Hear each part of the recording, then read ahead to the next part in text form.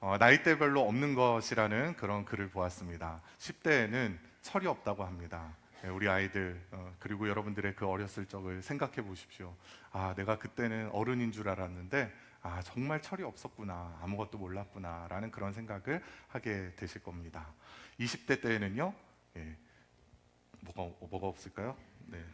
답이 없다고 합니다. 네. 네. 우리 아이들이 이제 청년이 되면은 내가 세상에 나가가지고 나 우리 엄마 아빠 잔소리 안 듣고 내가 떵떵거리면서 잘 살 거야. 내가 하고 싶은 대로 난 성공하며 살 거야라고 그렇게 호기롭게 세상을 향해 나오지만 막상 세상에 나와서 보니까 내 마음대로 되는 게 아무것도 없네. 내가 이렇게 작고 초라한 존재였나? 라는 그런 것을 보면서 어디에 답이 있는지 모르겠고 어떻게 살아야 할지 모르겠는 시기가 바로 20대라는 것입니다. 30대가 되면 집이 없다고 합니다. 많은 우리 청년들이 벌써 일찍이 집을 구하려고 해요. 그래서 이게 내 살림 미천이 돼서 앞으로 내가 재테크를 잘해서 노후 걱정 없이 잘 살아야겠다 그렇게 생각하며 집을 찾아다니는데 모아둔 돈도 없지만 그 은행 대출 받기도 정말 점점 더 어려워지고 그래서 집이 없다라고 이야기를 합니다. 40대가 되면은 돈이 없습니다. 그동안에 내가 열심히 직장 생활하면서 돈 좀 모아놨을 줄 알았는데 은행 대출 갚아야 되죠. 학자금 대출 갚아야 되죠. 또 자식 키워야 되죠. 여기저기 이렇게 경조사는 많이 있는지 돈이 그냥 금방 이제 빠져나가니까 통장이 텅장이 되는 것이죠. 그때가 바로 40대라는 것입니다. 50대에는요, 일이 없습니다. 나는 아직 젊은데 할 수 있는 것도 많이 있고 하고 싶은 것도 많이 있는데 직장에서 나가라고 하는 때가 바로 50대라는 거예요. 60대에는요, 낙이 없습니다. 세상에 즐거운 게 없어요. 그냥 젊을 때에는 서로 쳐다만 봐도 괜히 웃음이 나고 까르르 웃고 맛있는 거 찾아다니며 먹고 그러면 그렇게 행복하고 즐거울 수가 없었는데 60대가 되니까 그렇게 즐거움이 사라지게 되는 거예요. 70대가 되면은요, 이가 없어질 때라고 합니다. 이가 하나 둘 빠지기 시작하면서 이제는 임플란트가 없이는 살아갈 수 없는 그때가 70대. 80대는요, 배우자가 없습니다. 내 사랑했던 나와 함께 반평생을 살아왔던 그 배우자가 내 곁을 떠나게 되는 때가 80대라는 거예요. 90대는요, 시간이 없습니다. 내가 이 세상에 이제 얼마 이 세상에서 살아 있을 시간이 얼마 남지 않았구나라는 것을 느끼게 되는 때가 바로 90대라는 것이죠. 마지막 100대에는요, 아무것도 없습니다. 나도 없고 내 곁에 있던 사람들도 없고 다 떠나게 되는 그때가 바로 100대라는 것이요. 여러분, 우리는 그렇게 수많은 그 결핍 가운데서 무엇이 없는 가운데서 살아갑니다. 그 결핍 가운데서 때로는 다른 사람들과 비교하면서 또 우울함을 느끼기도 하죠. 나는 이렇게 가난한데, 나는 이렇게 가진 것이 없는데, 나는 이렇게 준비된 게 없는데 저 사람은 많은 것이 준비되어 있고 많은 것을 가지고 있고 많은 것을 누리고 있는 것 같을 때 거기에서 상대적인 박탈감을 느끼기도 하고 왜 나는 이렇게 살아가야 하는 것일까 우울함을 느끼게 되더라는 것입니다.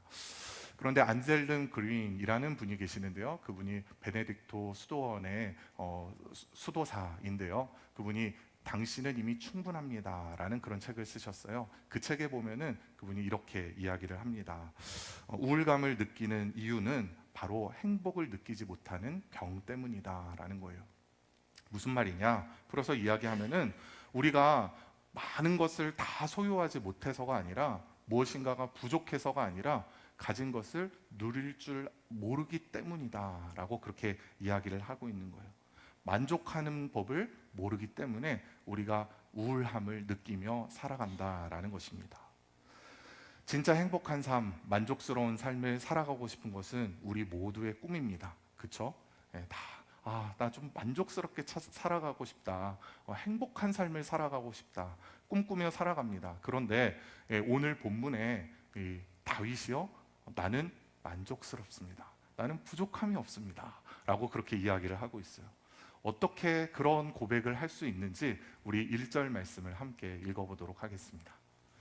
여호와는 나의 목자시니 내게 부족함이 없으리로다. 아멘. 다윗이 고백하기를 나는 부족함이 없습니다. 그런데 내가 왕이기 때문에 부족한 게 없는 게 아니라 내가 모든 부귀영화를 누리고 있기 때문에 부족한 게 없는 게 아니라 하나님이 나의 목자이시기 때문에 나에게는 부족함이 없습니다 라고 그렇게 이야기하고 있어요. 여러분, 그러면 제가 여기서 질문 한 가지 드릴게요. 여러분들의 목자는 누구세요? 하나님이시죠. 아멘이시죠? 네. 그런데 왜 우리에겐 부족함이 많을까요? 왜 우리는 그렇게 행복하지 않을까요? 예. 그것은 바로 우리가 그 목자 되시는 하나님을 바라보지 않고 내 수중에 없는 것들을 바라보기 때문입니다. 나에게 건강이 부족하고 돈이 부족하고 일할 직장이 없고 함께 내 마음을 나눌 수 있는 사람이 없고 그런 여러 가지 그 결핍된 부분들을 생각하고 그것들을 바라보니까 마음의 만족이 없고 불안하고 염려가 되고 낙심이 되는 것이죠. 그러나 우리가 우리의 목자 되신 그 하나님을 바라보게 되면은요, 우리 마음 가운데 있는 모든 불안과 염려와 근심 걱정이 사라지고 진정한 평안이 임하게 될 것입니다. 바라기는 우리 마음 가운데 주님이 늘 거하셔서 그 목자 되신 하나님으로 말미암아 나는 부족함 없습니다, 나는 만족합니다 라고 다윗과 같이 고백할 수 있기를 간절히 축복합니다. 그러면 과연 하나님이 어떤 분이시기에 우리가 그렇게 만족하며 살아갈 수 있는 것일까? 오늘 본문을 통해서 두 가지로 살펴보기를 원합니다. 우리 2절과 3절 말씀 함께 읽어보겠습니다. 그가 나를 푸른 풀밭에 누이시며 쉴만한 물가로 인도하시는도다. 내 영혼을 소생시키시고 자기 이름을 위하여 의의 길로 인도하시는도다. 아멘. 자, 지금 다윗이 계속해서 반복하며 이야기하는 것이 무엇입니까? 하나님이 인도하신다 라고 이야기하고 있어요. 다윗을 인도하신 하나님이 저와 여러분을 인도하고 계심을 믿으시기 바랍니다. 우리 하나님은 인도하시는 목자가 되어주십니다. 다윗은요, 어려서 목동으로 생활했죠. 그의 아버지의 양을 치는 역할을 감당했습니다. 그 양의 습성을 그래서 누구보다 잘 알고 있는 사람이 바로 이 다윗이에요. 그런데 자신의 모습을 보아하니 꼭 자신의 모습이 양 같은 거예요. 그리고 하나님이 나의 인생의 목자와 같더라 라는 것을 깨닫게 된 것이죠. 그래서 이렇게 이 아름다운 시편 23편을 쓸 수 있었던 것입니다. 이 시편 23편을 더 피부 깊숙이 정말 와닿게 체험하고 싶다라는 그런 분이 계셨어요. 그분이 바로 필립 켈러라는 분인데요, 평신도 사역자인데 그분이 양과 목자라는 책을 쓰셨습니다. 그분이 무려 8년이라는 긴 시간 동안에 양을 직접 길러보면서 이 시편 23편을 입체적으로 경험하고 싶었던 거예요. 그래서 그 양을 기르면서 시편 23편을 재해석한 그 내용이 바로 양과 목자라는 책의 내용입니다. 그가 거기서 양의 몇 가지 특징을 이야기를 합니다. 양은 먼저 시력이 좋지 않다라고 이야기를 합니다. 그래서 양은 한치 앞에 있는 것도 제대로 바라보지 못하고 그게 풀인지 버섯인지 겨우 분간할 정도라는 거예요. 그러니 조금 더 떨어져 있는 그 앞에 무엇이 있는지에 대해서는 전혀 알 길이 없겠죠. 그래서 낭떠러지에 떨어져 죽기도 하고 가시덤불에 걸려 죽기도 하는 그런 존재가 바로 양이라는 것입니다. 두 번째로 양은요, 혼자 일어서지 못하는 존재라고 합니다. 넘어져 버리면은 거기서 혼자 일어설 수 없어서 결국은 그 위에 가스가 차서 그걸로 인해서 질식사하기도 하는 존재가 바로 양이더라라고 이야기합니다. 세 번째로 양은 공격 무기도 없고 방어용 무기도 없는 그런 존재라고 합니다. 그래서 그 양에게 있어서 꼭 필요한 존재가 누구일까요? 목자이죠. 네. 그런데 바로 우리들이 그렇게 양과 같은 존재더라라고 이야기하는 것입니다. 여러분, 우리는 한치 앞도 내다볼 수 없는 사람들이요. 우리 나름대로 열심히 공부하고 미래를 내다보고 또 그렇게 그 미래를 준비하고 투자하기도 하지만 그 한치 앞에 어떠한 사건 사고가 일어나게 될지 우리는 몰라요. 그래서 항상 불안해하며 살아갈 수밖에 없죠. 나는 굉장히 강한 사람이라고 생각하고 내 스스로 무엇인가 할 수 있다라고 생각하지만 그 조그만 풍파만 잃어도 거기에서 정신을 차리지 못하고 이리저리 크게 요동치는 인생이 바로 우리들이더라라는 것입니다. 수많은 그 마귀의 유혹과 핍박과 공격에서 자유할 수 없는 존재가 또 우리들이기도 합니다. 그래서 우리에게 반드시 필요한 존재가 누구일까요? 바로 목자 되신 하나님이십니다. 근데 본문에서 다윗은요, 그 목자이신 하나님께서 우리를 푸른 풀밭에 누이시고 쉴만한 물가로 인도하신다라고 그렇게 이야기하고 있습니다. 여러분, 양에게 있어서 필요한 전부가 무엇일까요? 푸른 풀밭, 그리고 쉴만한 물가, 그거 아닐까요? 양에게 어떠한 지위가 필요합니까? 양에게 돈이 필요합니까? 명예가 필요합니까? 아니죠. 아무것도 필요 없습니다. 그냥 푸른 풀밭 있으면 되고요. 쉴만한 물가 있으면 됩니다. 그거면은 부족함 없이 만족하며 살 수 있는 거예요. 그런데 지금 하나님께서 우리를 어디로 인도하신다고요? 푸른 풀밭으로, 쉴만한 물가로 인도하신다. 다시 말해서 우리의 모든 필요를 아시고 그 모든 필요를 채워주신다라고 그렇게 말씀하고 있는 것입니다. 여러분 믿으시죠? 아멘. 예. 그런데 우리가 여기서는 아멘 하지만 우리의 삶의 현장에서는 또 두려워하고 염려하잖아요. 그렇죠? 그런데 그런 우리들을 향해서 우리 예수님께서 말씀하세요.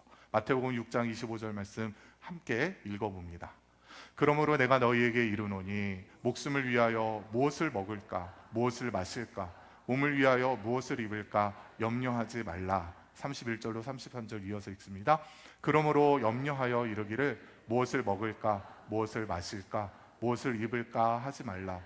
이는 다 이방인들이 구하는 것이라. 너희 하늘 아버지께서 이 모든 것이 너희에게 있어야 할 줄을 아시느니라. 그런즉 너희는 먼저 그의 나라와 그의 의를 구하라. 그리하면 이 모든 것을 너희에게 더하시리라. 아멘. 하나님께서 뭐라고 말씀하세요? 하나님이 너희의 그 모든 필요를 알고 있다라고 그렇게 말씀하세요. 여러분, 내 앞에 여러 가지 그 필요한 것들이 있잖아요. 먹고 마시고 입는 문제, 건강도 필요하고 사람도 필요하고 여러 가지 필요한 것들이 있는데 그 모든 것들을 하나님께서 필요한 것을 다 이미 알고 계신다라고 그렇게 말씀하세요. 그리고 우리가 먼저 하나님의 나라와 의를 구할 때 하나님께서는 이 모든 것을 더해 주시겠다라고 그렇게 약속하고 계십니다. 그렇기 때문에 우리는 그 우리를 인도하시고 우리의 모든 필요를 공급해 주시는 하나님으로 인해서 조금도 두려워할 필요가 없는 것이죠. 그 하나님의 인도하심을 생각할 때 우리는 그 안에서 만족합니다라고 고백할 수 있는 것입니다. 근데 저와 여러분이 그렇게 주님의 그 은혜 가운데에서 모든 필요를 공급받으며 살아갈 수 있는 근거가 어디에 있는지 3절 하반절 말씀을 한번 다시 보겠습니다. 자기 이름을 위하여 의의 길로 인도하시는도다. 아멘. 하나님께서 우리를 인도하신대요. 근데 우리를 인도하시는 그 이유가 뭐라고요? 하나님의 이름 때문에 그렇게 하신다는 거예요. 우리 때문에, 우리를 위해서가 아니라 하나님을 위해서 그렇게 하신다. 이 말을 잘못 오해하면은 아니 나를 위해서 그렇게 나에게 은혜 주시고 복 주신 줄 알았는데 그게 아니라고 서운한데 그렇게 생각할 수 있어요. 그런데 그렇게 해석하면은 우리가 잘못 오역을 하는 거예요. 하나님께서 하나님의 이름을 위하여 우리를 의의 길로 인도하시고 푸른 풀밭 쉴만한 물가로 인도하신다라는 그 말씀은요, 바로 우리의 어떠한 행위 때문이 아니라 우리의 사람 됨됨이 때문에 우리를 인도하시는 것이 아니라 하나님의 사랑 때문에, 하나님의 자비와 긍휼 때문에, 하나님이 우리의 목자가 되시고 아버지가 되시기 때문에 우리를 인도하시는 것이다 라는 그런 의미예요. 여러분, 우리가 우리의 어떤 행동 때문에 우리가 하나님 앞에 이쁨 받을지 사랑 받을지 해가지고 그렇게 하나님이 그거 보시고 어유 그래 너 잘했다 그러면서 그때 우리를 인도해 주시고, 우리가 하나님 말씀대로 행하지 않고 다른 곁길로 행할 때 그때 너 안 돼 그러면서 하나님이 우리를 저주하신다면 우리가 어떻게 살아갈 수 있겠어요? 그런데 우리 하나님은 좋으신 아버지가 되시고 우리의 선한 목자가 되셔서 우리가 어떠한 상황 가운데 있든지 우리가 하나님의 마음을 아프게 하는 그때까지라도 하나님은 우리를 좋은 길로 인도하신다라고 그렇게 말씀하고 계시는 거예요. 그러니까 우리는 그 어떤 상황 가운데서 불안해하거나 두려워할 필요가 없는 것이죠. 우리 하나님께서 우리의 모든 필요를 알고 계시고 또 우리의 모든 필요를 채우시는 좋으신 하나님이라는 사실을 믿으시기를 바랍니다. 그 안에서 주님이 계시기에 나는 만족합니다 고백하는 저와 여러분 되시기를 축복합니다. 두 번째로 우리의 목자이신 하나님은 어떤 분이시냐? 우리와 함께 하시는 분이십니다. 함께 하시는 목자라고 4절은 이야기합니다. 우리 4절 말씀 함께 읽어보겠습니다.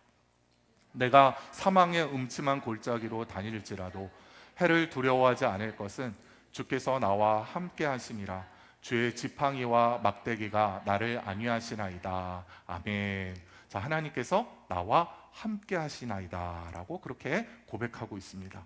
다윗과 함께 하신 하나님이 저와 여러분과도 함께하고 계심을 믿으시기 바랍니다. 그런데 여기에 이상한 좀 의아한 구절이 등장을 합니다. 무엇입니까? 바로 사망의 음침한 골짜기라는 부분이에요.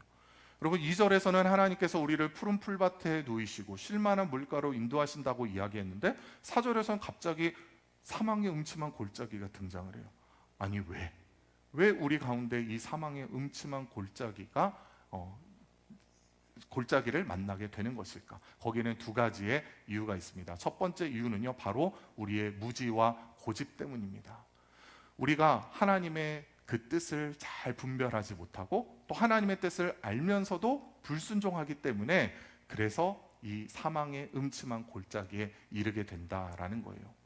여러분, 양들의 특징 가운데 하나가 뭐냐? 바로 고집이 세다라는 거예요. 그래서 이사야 53장 6절에 보니까 우리는 다 양 같아서 그릇 행하여 각기 제 길로 갔거늘 이라고 그렇게 이야기를 합니다. 양은 그렇게 목자의 음성을 듣기도 하지만 또 그 목자의 음성을 들으면서도 순종하지 않고 자기의 길을 가려는 습성이 있습니다. 근데 그렇게 자기의 길을 가면은 결국 어떻게 될까요? 낭떠러지에 떨어지고 맹수에게 잡혀 죽고 굶어 죽게 되는 것이죠. 근데 하나님께서 그러한 그 사망의 음침한 골짜기로 다니는 그런 우리들을 그냥 버려두지 않으십니다. 우리 그냥 잊어버린 거 뭐 어쩔 수 없지 하고 포기하지 않으신다는 거예요. 끝까지 우리와 함께 하시는 주님이심을 믿으시기 바랍니다.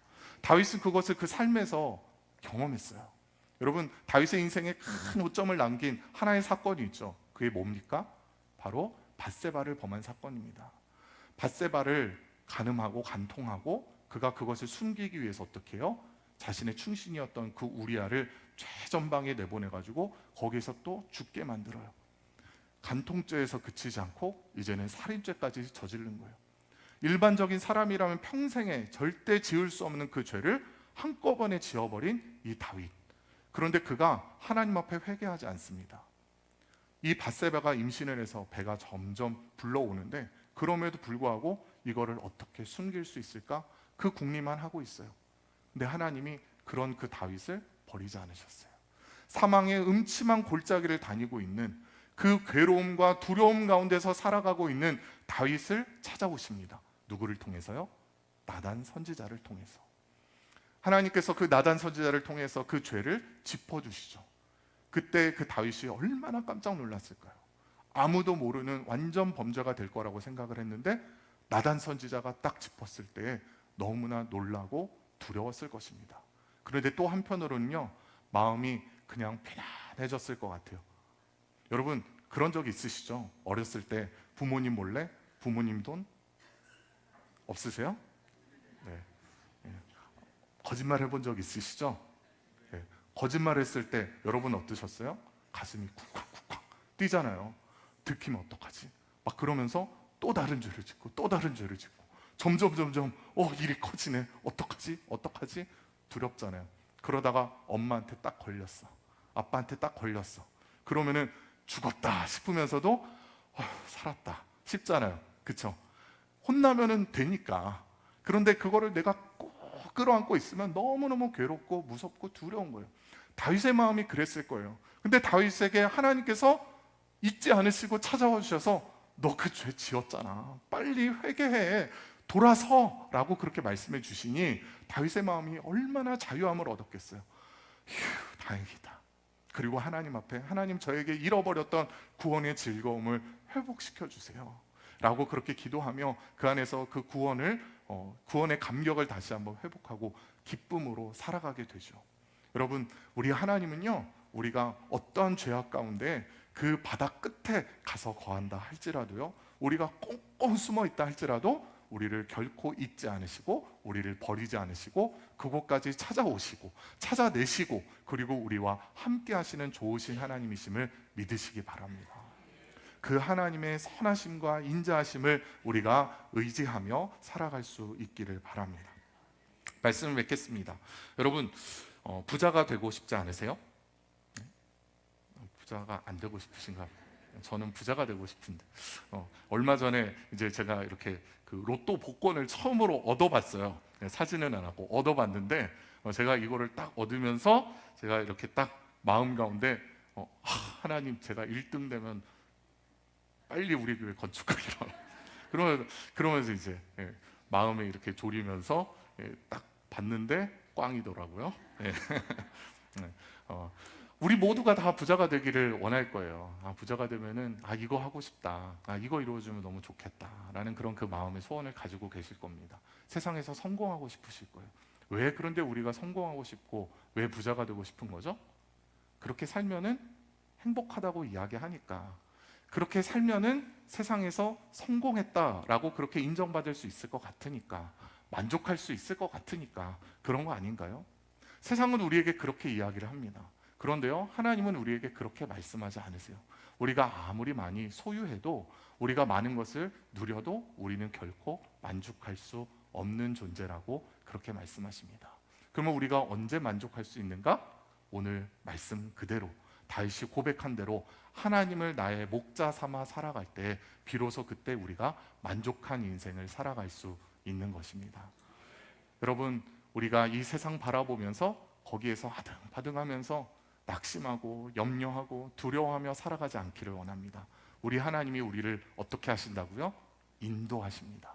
어디까지 인도하실까요? 세상 끝날까지, 우리가 천국 가는 그 순간까지 우리를 인도하십니다.